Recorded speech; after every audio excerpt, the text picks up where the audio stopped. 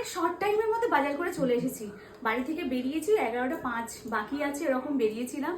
আর এখন ঘড়ির কাঁটায় দেখছি 11টা 35 বাজে। অনেক তাড়াতাড়ি বাজার করে চলে, তবে বেশি বাজার করিনি।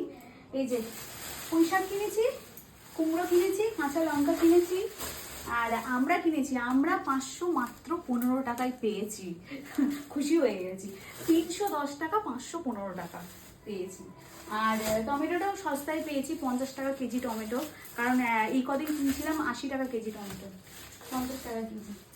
আর নিয়েছি হচ্ছে আজকের ইলিশ মাছ, অনেকটা ইলিশ মাছ নিয়েছি। আর 3 জায়গা থেকে 3 রকম ইলিশ মাছ নিয়েছি। দেখাচ্ছি, ব্যাক ক্যামেরায় দেখাচ্ছি, ঠিক আছে?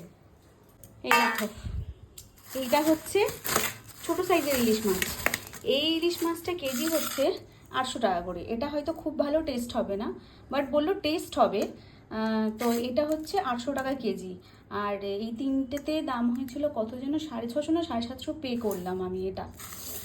আর এইটা হচ্ছে 1000 টাকা কেজি নিয়েছে। এটা এক জায়গা থেকে নিয়েছি। এটা হচ্ছে 1000 টাকা কেজি। বললো খুব সুন্দর টেস্ট হবে, আর আমারও মনে হচ্ছে টেস্ট ভালোই হবে। বেশ চওড়া, সুন্দর আছে। ইলিশ মাছটা দেখে বেশ পছন্দ হলো, মানে অনেকটাই বড় সাইজের। এটার দাম হচ্ছে, এটার দাম নিল 550 টাকা। এটা 550 টাকা।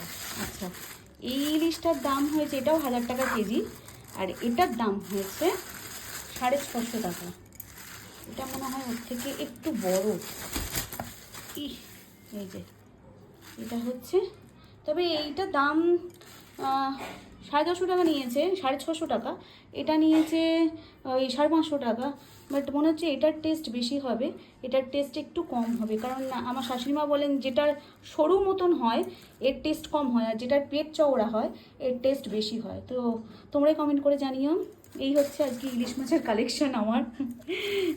এই যে দুটো, আর এটা অনেক টাকার বাজার করে নিয়েছি আজকে। পুঁই শাক দিয়ে কুমড়ো দিয়ে ইলিশ মাছ হবে, ইলিশ মাছ সর্ষে ভাবা হবে। ইলিশ মাছের আজকে অনেকগুলোই আইটেম হবে, আর টক তো থাকছি। আমরা টক মানে চাটনি। চলো এবার একটু আমি খাওয়া দাওয়া করে ফিরে আসছি আবার দুপুরে।